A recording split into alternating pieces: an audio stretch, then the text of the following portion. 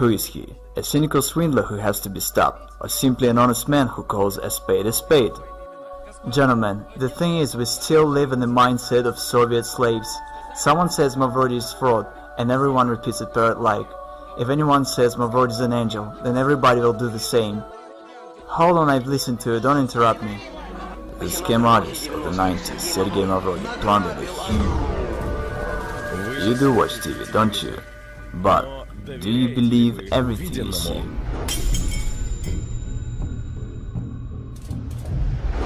You could do something real, you know? But what happened to a dream?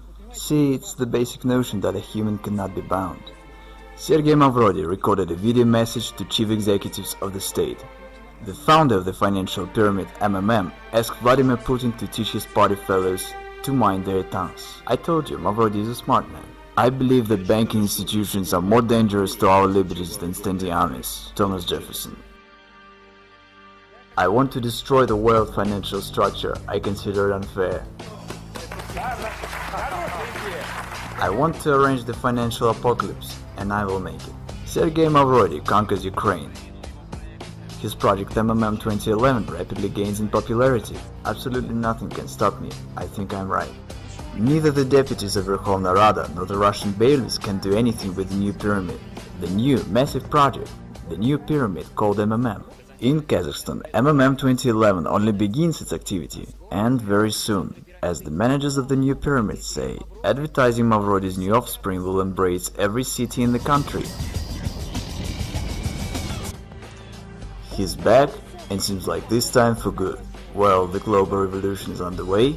I think it's already obvious to everyone. The majority tries to deny it, but it's clear to everybody. The system already has several million people and billions of dollars. The non-stop flow of volunteers to bring Mavrodi their money does not run out. We have managed to provide the work of the system that functions way better than any other state institution. The realist, Sergey Mavrodi in the flesh, is online with us. The man who declared war on the system, the government. Today, I would say what you've created is awesome, and I've just said that it's an organization without any structure, which allocates responsibility to the whole pyramid, so it turns out it doesn't end with you. The money doesn't come to you. But in large, as we've mentioned, you can already earn money from all the talk shows, because the most desired guest by today's rave, today's program, the business radio, the most desired guest of all talk shows, greetings to you. And today our guest is the man who's brought up this model to its logical conclusion, simplified it, and is using it. We welcome our guest, Sergey Mavrodi. Good afternoon, Sergey Pantelevich. Thank you that you've agreed to answer our questions. Good afternoon. Sergey Mavrodi.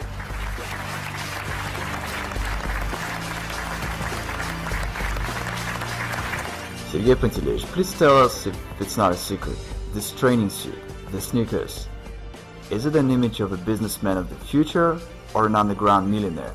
Unfortunately, I've got nothing else anymore, nothing else to wear. Everything was confiscated by bailiffs. I have nothing left. Sergey Pantelevich Mavrodi interprets the new MMM as we can do a lot. And here's what he promises. I change people. I change society. The pyramid is only an instrument for this purpose. And people themselves within the system of MMM are changing, participating in the system. People keep on changing for the better. It's an amazing fact, but that's the way it is. MMM 1994 was destroyed by the government. It's no secret, and in the files of my criminal case there are reports by the governors to the President Yeltsin about how everything was going on destroying MMM. It is simply a proved fact that MMM was destroyed artificially on purpose. I was told quite plainly, Sergey Pantelevich, how could we not have arrested you? Should there have been a couple of months more, and in the country there would have been neither a president nor anything else, there would be only Sergey Pantelevich Mavrodi, and it was unacceptable. The choice had to be made, whether myself or the government, because when the government first ran on me, I said, okay, you watch. And I dealt shortly with them. I said, I'm going to arrange a referendum.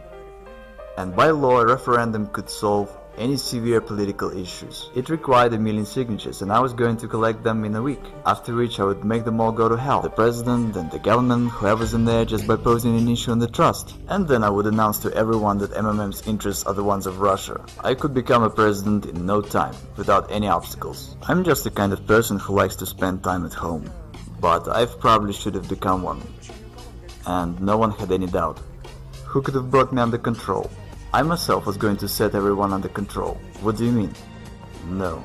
You are a dangerous man in terms of government. Again, it was a war. It simply was a common war, and the war is always dangerous. When you get involved in games like this, you have to understand what it is. For example, Khodorkovsky. I simply wonder at this foolishness. Some say Khodorkovsky was at war with the government. What war are you talking about? He just had funds that were arrested, and funds are nothing but accounts and figures. Even if you have 100 billion on your account, tomorrow they can be arrested and you won't have anything. That's it. You can't carry on a war with just money. And I had an army of depositors. That was a war. They had aces and I had my own ones.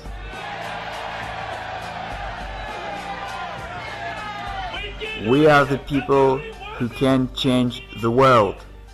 We change